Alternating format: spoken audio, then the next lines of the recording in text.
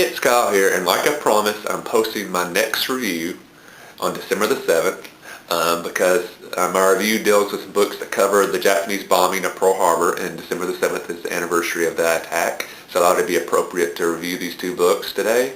I'm posting this review a little later in the day. I wanted to. I had to work late, hence I'm still dressed in my work attire, but I am going to beat my deadline. This is going to be posted before midnight, so technically the review is up on December the 7th. And again, I apologize if you might have a little hard time understanding me. I'm having a little bit of I'm a little congested at the moment, so it's probably my pronunciation off a little bit. But the books I'll review today are by Harry Turtledove, and I'll first mention I reviewed some of Harry Turtledove books in the past. I've never read a book by Harry Turtledove that I did not enjoy.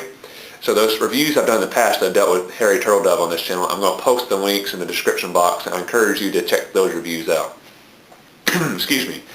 The two books I'm reviewing it's a two-book series. The first book is Days of Infamy, and the second book is End of the Beginning.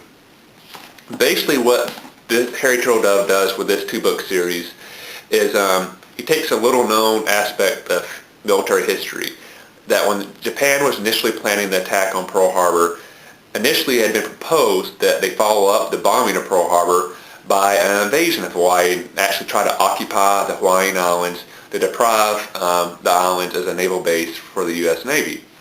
But they decided to discard that plan for several reasons. What Harry Turtledove does with this two-book series is he imagines what would have happened if Japan had invaded Hawaii after they bombed Pearl Harbor.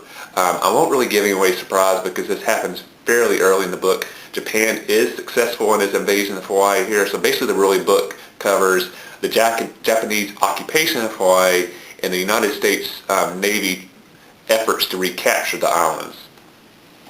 I want to say, most importantly, if you're not into history, if you're not into military books, do not let that scare you away from this series.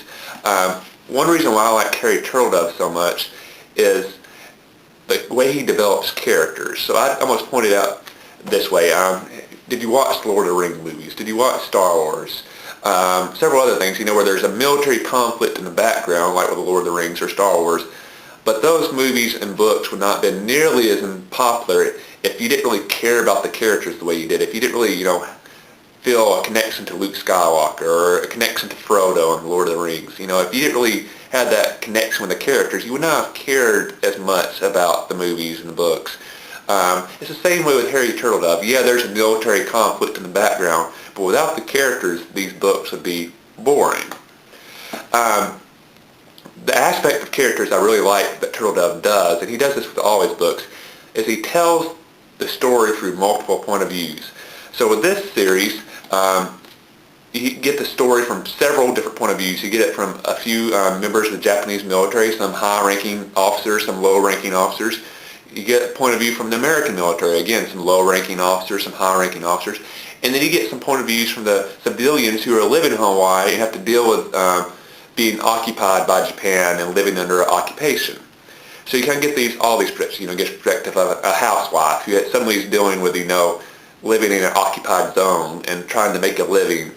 You deal with soldiers who have been captured and are POWs. You have soldiers who are trying to hold on to possession, soldiers who are trying to take it. The officers who planned the invasion and are dealing with how their plan goes.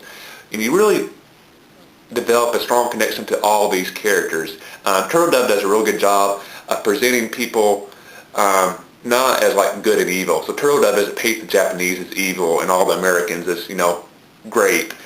All their characters have positive aspects. All characters have their character flaws. He really doesn't try to pass moral judgment onto any of these people for their actions.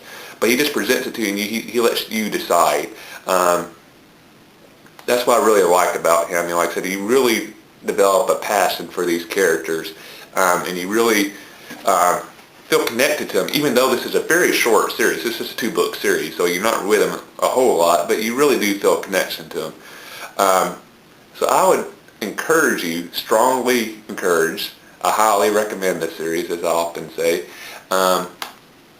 So Days of Infamy and End of the Beginning by Harry Turtledove. Like again said, I've reviewed some of his books in the past, so I'll post those links in the description box. Next, like I mentioned in my last video posted, I let all the viewers of WeReadBooks vote on which book I would read next and then review next on WeReadBooks. I would like to thank everybody that voted. I actually had a three-way tie for first place. 3 books got 3 votes apiece. So what I decided to do was read the book next that I've had the longest. That way I felt like that book was due to get read.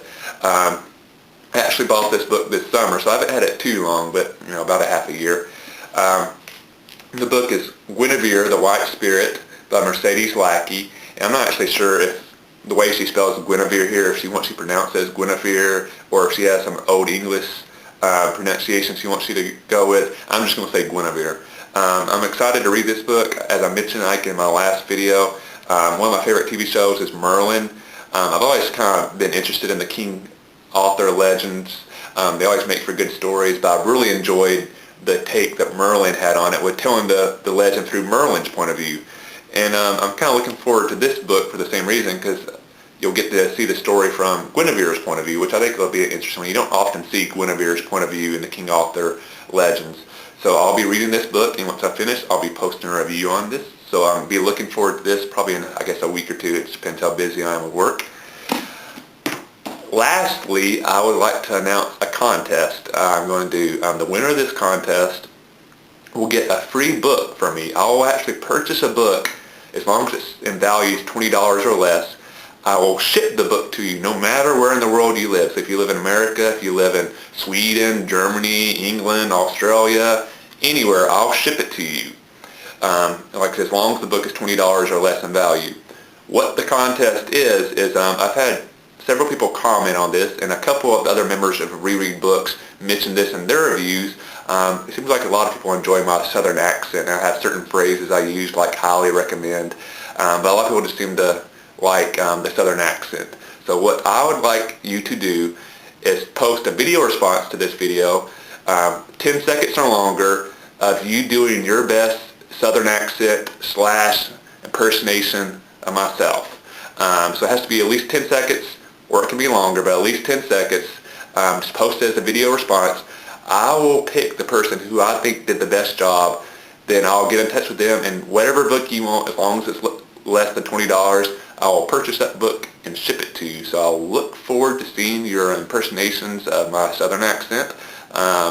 Good luck, and like I said, after all, you can win a free book, so why not do it? And I hope you enjoy the books I reviewed, and I will see you the next time.